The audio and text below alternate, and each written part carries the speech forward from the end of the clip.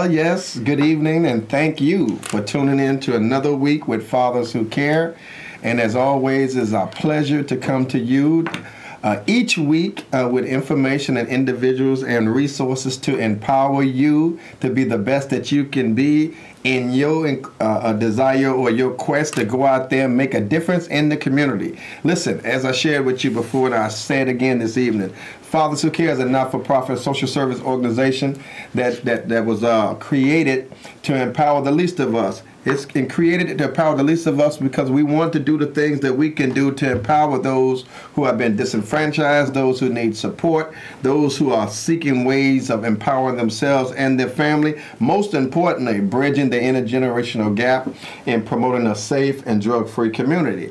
So as you know, we've been doing a lot of work in the community over the years, and specifically over this summer. Just want to share a little something with you, some information that we had about some of the things we've been doing, some community marches, of course, the plight of violence in our community. And then we've been collaborating with other individuals throughout the community to bring about social change, strategic planning, logic models, and also to get out there in the neighborhood and network with other concerned community residents, sector partners in our efforts to bridge the gap, in our efforts to develop strong and meaningful things in the neighborhood. So listen, I just wanted to tell you that we have with us this evening special guests, and also we want you to know that People United can change things in the community. And I just want you to know that we appreciate all the time and efforts that you guys have been providing to us.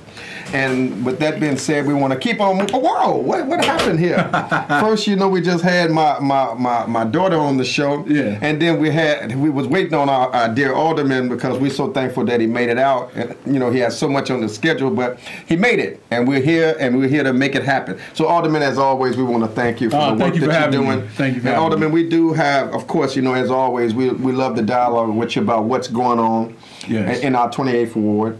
You're the alderman and committeeman, and we want to say thank you for the yeoman's job you've been doing to try to keep folks actively involved, civil engagement, and really doing things just to keep a focus on promoting a safe and drug-free community. Thank you. We want to focus this week of the show with how can we as people of faith and can come together to unite to promote a safe and drug-free community. I just believe, Alderman, we've tried a lot of stuff, and I think there's other things we can try. But I just believe in the power of God. I really do. Oh, yeah. I believe we've tried all this other stuff, all right?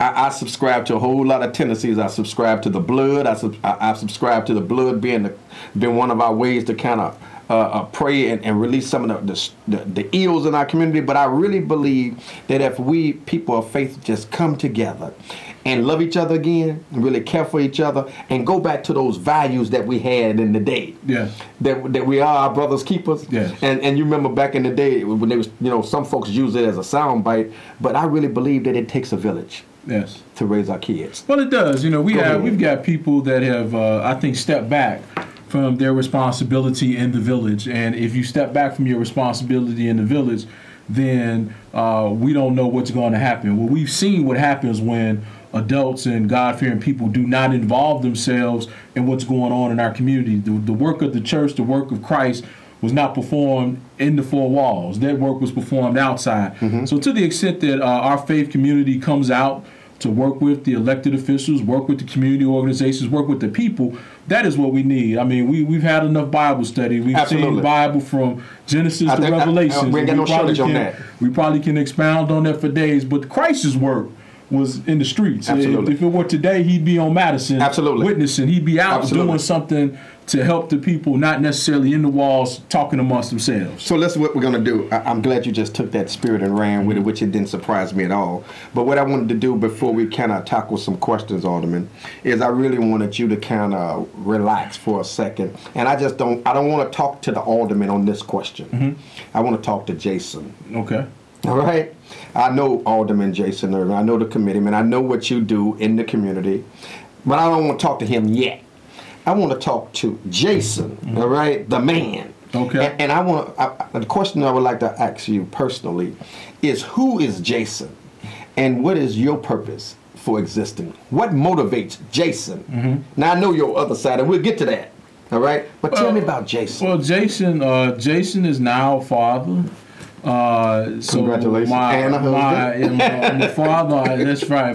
If I don't say that, my wife. You better say it. So I'm a father and a husband. Yeah. And 4 months ago, when my daughter was born, it really shifted my being, my reason for living, and it really brought about a fresh perspective.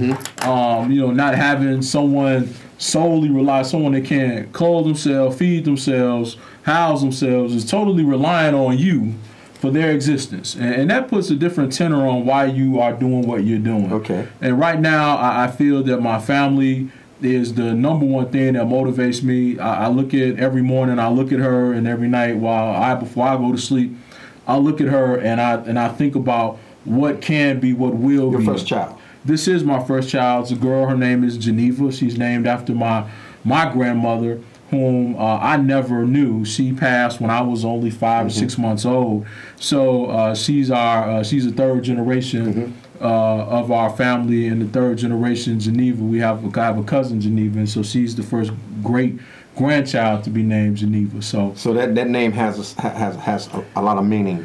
Oh, without question. Yeah, it has a legacy. It's a legacy name. It's a legacy. Yeah. And again, the same thing I think that motivates us all. We want to see our seed prosper and do better than what we've done. Okay. My father told me it's my job to do better than what he's done. Absolutely. And so I'll lay that same track down to my daughter as she gets old enough to understand that. So that's that in a nutshell. Taking care of my family, taking care of my daughter. Those are the things. That's my new attitude, new perspective on what's happening with Jason. Well, you know the name of the show. The show particularly is called Fathers Who Care. And of course, we pride this show on being responsible fathers. Because, for so long, so many people can interject certain deadbeat thoughts about men, particularly men of color, which I don't subscribe to at all, and don't really kick it with those guys who are deadbeat. I kick it with folks who love being a father, take pride in being a father, and want to go that extra mile to be surrogate fathers for others. Yeah. And I think, I see when you start talking about fatherhood and family, and when you talked about your daughter, of course you would be excited about it, and it showed, all right?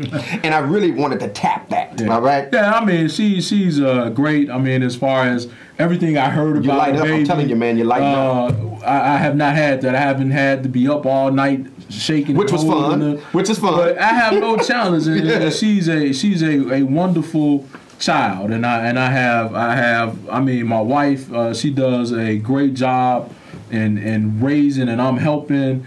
And so I have nothing but, when you see it up close and personal, you get a different appreciation and thinking of it, what parents have to go through. I'm going to give you this nugget, sir. There's no greater joy for a man than to be a father. Yes. I'm telling you, there's no greater. And I think I agree with you on that. All right. It has brought plenty of joy to my life. Listen, you have yet to see the joy that's coming, all right? But what you got is a tidbit of what's coming. All right. And it only gets better. All right. I received that. No, trust me, I received that. One of these days back, and she going to get older, and you're going to say, look at this. And every day is going to be joy. Because every day is an experience. Yes. All right? Yeah. And it's an experience that you impart on her.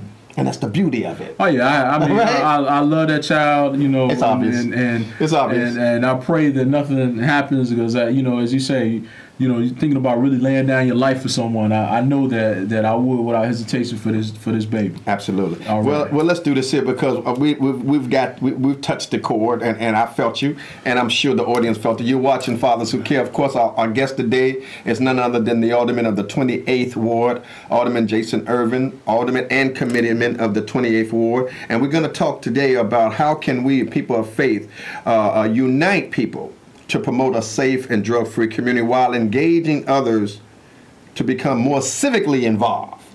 All right? The election is upon us. I wouldn't waste my time of talking about some folks who run it. But right now, folks have an opportunity from the president to the Senate to the House of Representatives, all up and down the road, right? Yes. To voice their concerns and let their vote count. So that's one thing I think is important for us to talk about a bit. But I want to specifically talk to you about what's going on in our community. What can we do, Alderman? What can we do to kind of bring our folks together, to love each other a little bit more, to be responsible for each other, and to protect our babies in our community? Well, I believe that starts at the home.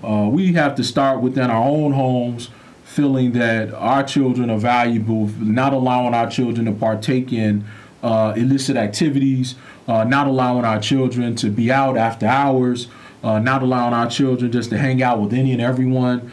Really just taking our children. I'm talking about parenting, because when I hear stories about kids out, getting shot at 1 and 2 in the morning, the first question that comes to my mind is, why wasn't that child in somebody's house? Why wasn't this child at home? Why doesn't this child with a relative at 1 or 2 o'clock in the morning out in the street? And so we have to do a better job as a community of parenting. Okay. I know there was a time when the community, you were a child of the community. Absolutely. That's what we were talking about. Right, you're not just one person's child. You the neighborhood's child. Absolutely. And they dealt with you accordingly, right? Right. And the neighborhood wants you to be successful. So are you saying, Alderman, are you saying now, in spite of what's going on around and about, by the way, you're watching Alderman Jason Ervin of the 28th Ward, call in if you have some concerns or some questions or comments on what can we do to rebuild our community, to promote a safe and drug-free community while being actively involved in rearing our children and taking back our community. Mm-hmm. So you're saying that if we really want to make a serious impact in the lives of our kids and our community children, we need to get back to some real parenting. I believe that. I believe tell us what you see is wrong. I see that. I see too many children just seem like they're wandering, looking for something that they should be receiving where they reside. Now, I know that we have some challenges, and part of that, and when my first conversation about the church is that if the church, if I can get churches, and I have one church that is subscribed to this, if you could just take care of the block that you're on and the block behind you and in front of you, talking to the people and reaching out to the people to find out what their needs are.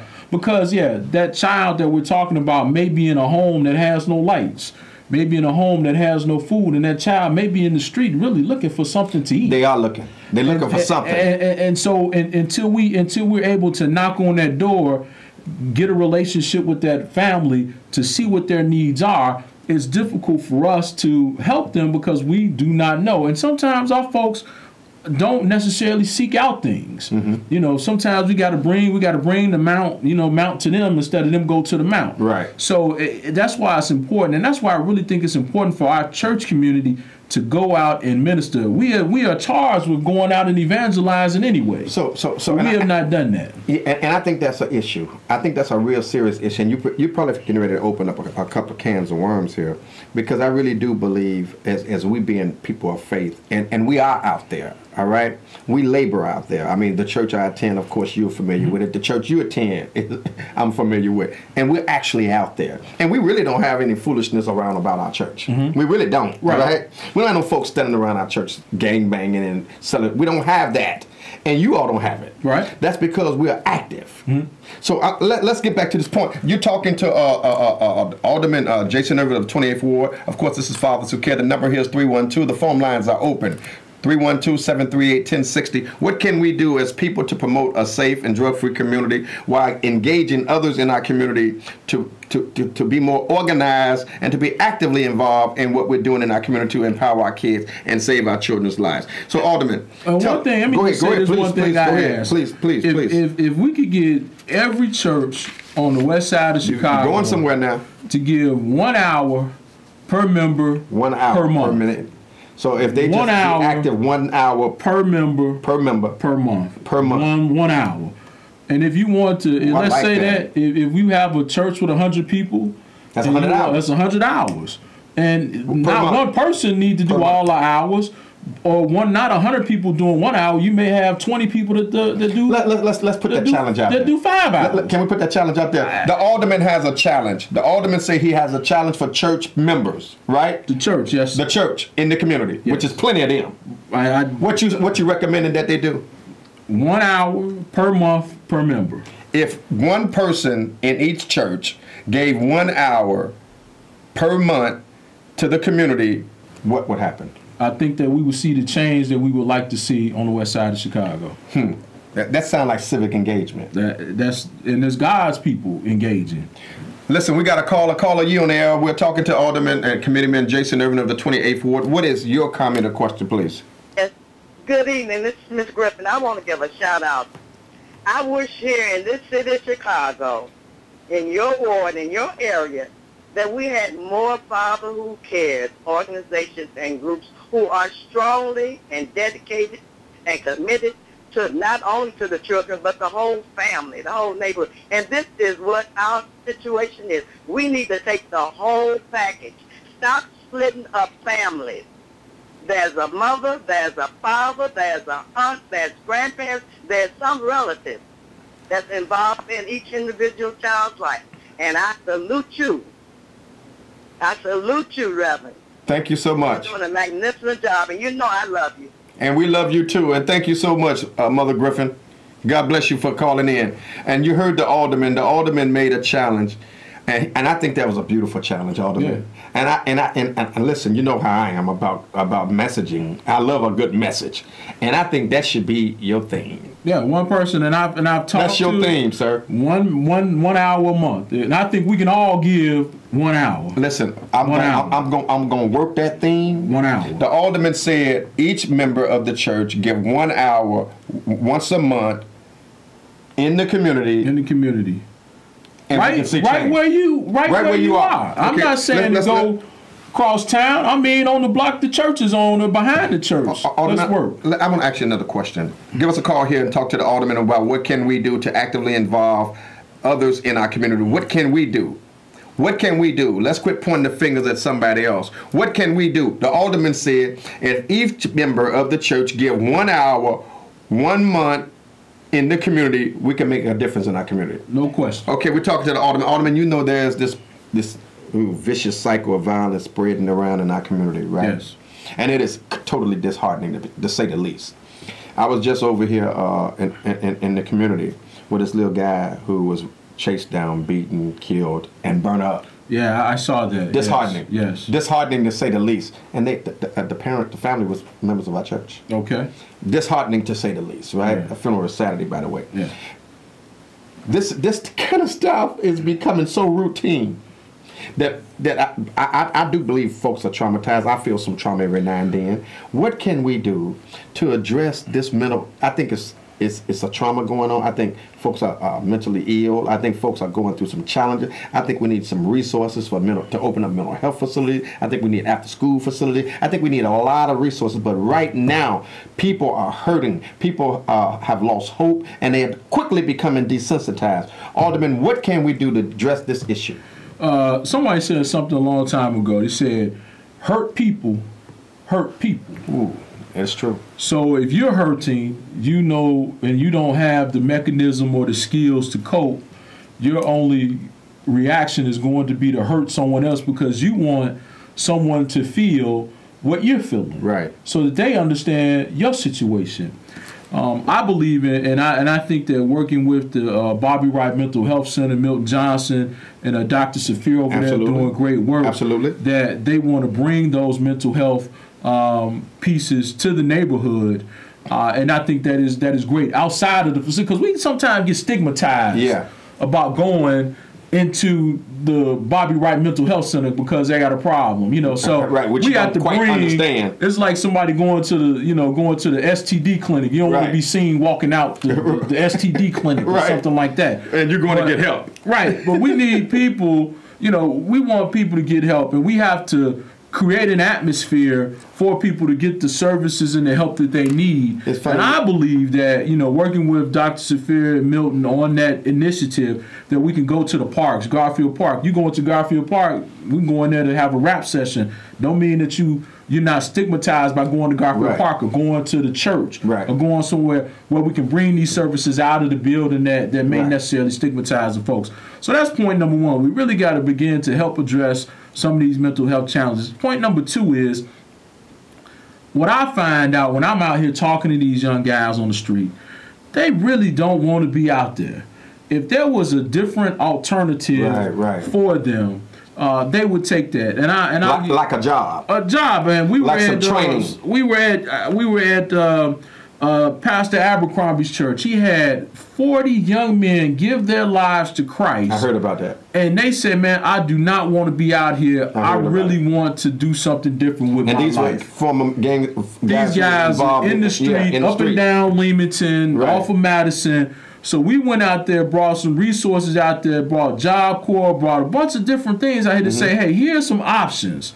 And we got to give young people some options. Now, if you don't take the option, that's on you. But we got to give you some options because there's a lot of work. There's a lot of things that can be done. But it's just we've got to connect the people to the services. Look, Alderman, we have an event coming up on October the 3rd. That would be Monday.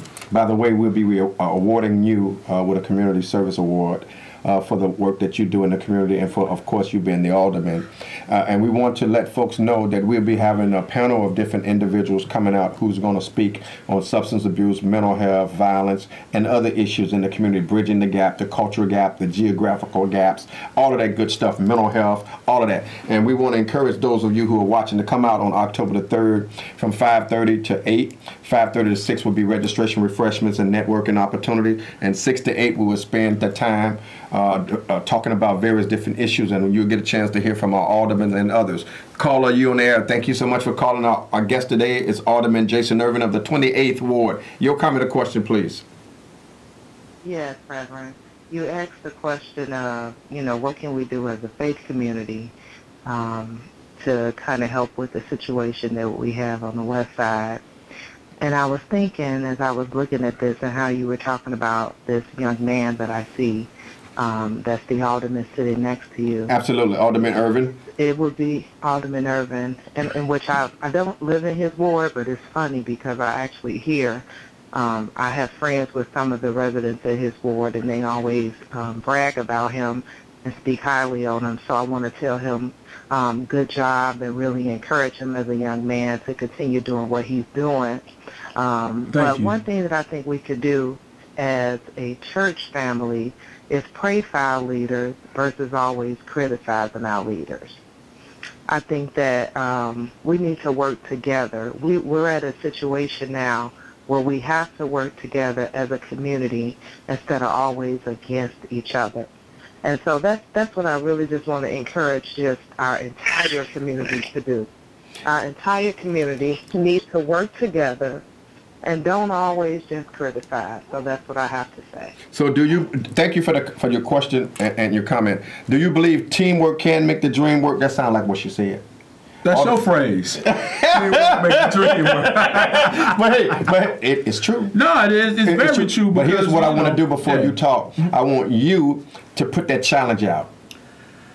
The challenge, the 1 hour challenge is there, and tell us the challenge, Doc. I've been formulating this for a while, and I'll be reaching out to pastors in the 28th Ward specifically to say that 1 hour per member per month. You got 10 members. 1 hour per member per month in your community. Where your church is, on the block where your church is, or the block behind your church. Because if we can assign it, think about this. With the number of churches I counted, I counted over 100 buildings that say they got church inside of them in my ward. I drove block by block. So if we can think about this, 100, if we got 100 churches, right? And if every church had an average of 20 members. 20. Just 20. Just 20. Right. That's 2,000 people, right? Think about 2,000 hours in a month in our community performed by, that's the equivalent of 1 year. Beautification, all that, right? of a person working a year. You work 2,080 hours in a year. Alderman, the time is shutting us down, but tell us what's new in the ward. I like what you said, and I think we're gonna keep talking on that. But what's new that you want us to do, that you want the community to do, or what you want the community to know that's happening in the neighborhood? Well, actually, this is new. This is actually the property rebate thing. The tax rebate is coming out. Those applications start actually on tomorrow.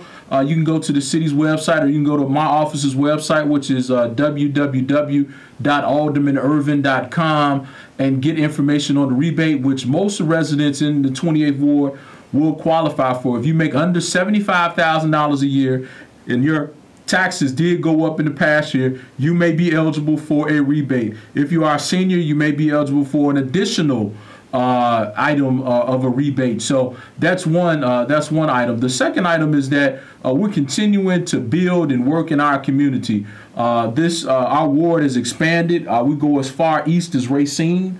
We go as far west as Central.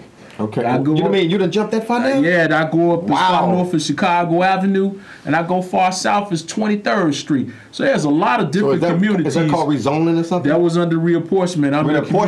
I'm in Austin, East Garfield, West Garfield, Near West, North Lawndale. And so I'm in a bunch of communities here on the west side of Chicago. And so it's our goal to make our ward a showpiece here in the city of Chicago. We're doing a lot of development on our eastern end, and I want the things that's happening on the eastern end of our community to make their way and help beautify the western end of our community. Because I look at this as one ward, not in pieces. And I like that. And now I have a personal request. And my request, which I'm so true to this, I want to see that we can do something, Alderman, where we can bring about some additional resources and after-school activities for young people. You said it earlier. If they don't have something to do, Alderman, they're going to go to the street and create something to do. I remember the days when I grew up in the off-the-street club. I grew up in the off-the-street club. Okay. Literally, all right? The Purcell Hall. Right. I grew up in that, all right? And it was the best times of my life, all right? Young people don't have those outlets like they used to. And that's why I want to put that charge to the church. We have all of these people around here, and we can continue to get folks moving in the right direction. Think about that. 2,000 hours a month worth of service. That's the equivalent of one full-time employee for a whole year. That's heavy. That's the equivalent of what 2,000 hours is. And I'm being modest when I say 20 members, because I know you got more than 20 people at the church. We got over 1,000 folks. And I know I got more than 21. But now, you brought it up. Saying, now you know we out there. I got it. So I'm saying that if we get more of the churches to get involved, we can see the change that we want to see in our community. No questions. You're watching Fathers Who Care with Alderman Jason Ervin. This is our last show for this season, but you will be having our youth council coming up next year. I'm saying next quarter, next week. Okay. Our youth council will be featuring their shows, the West Garfield Park Youth Council. Tune in every Thursday, 7 o'clock. We got another caller calling you on air with Alderman Jason Ervin, and I'm your host, Reverend Jones. Question, please. Gentlemen. Yes. I have been sitting here watching this show, and I will say that I am very, very impressed. Thank you so much. Thank you. Thank you so much. So Alderman, we got a few minutes, and I want to come back with you and talk about some of the things we're doing in the community. Of course, you know we got this Community Day, Anti-Violence and Substance on Monday. Next Monday coming up, yes. And you'll be there? Yes, I will. And you've always been supportive of us. And we want to say to you, Alderman, that we appreciate the work you're doing, and we're hoping that as we move into the next year, that we can involve our young folks in some civic engagement, involve our young folks in some shadowing, involve our young folks in, as you're saying, being more actively involved in the community. Yes. So you had a charge, Alderman, and I love this charge, and I'm gonna rally behind it. That charge you gave was what to the people of faith? 1 hour per month, per member, per church. Now, tell me you can't do that. 1 hour. 1 hour. 1 hour. Per member. Per member. Per month. Now we're talking per month. Now we're talking about doing what we can to empower the least of them. So listen, I want to thank you all for watching the show tonight. It's been a pleasure talking to you all. It's been a yeoman's job talking with you, Alderman. Nah, it's always good. Listen, keep up the good work out there. God bless you all. God keep you all. We'll see you next week. Keep up the good work. God bless you, and good night. Thank you.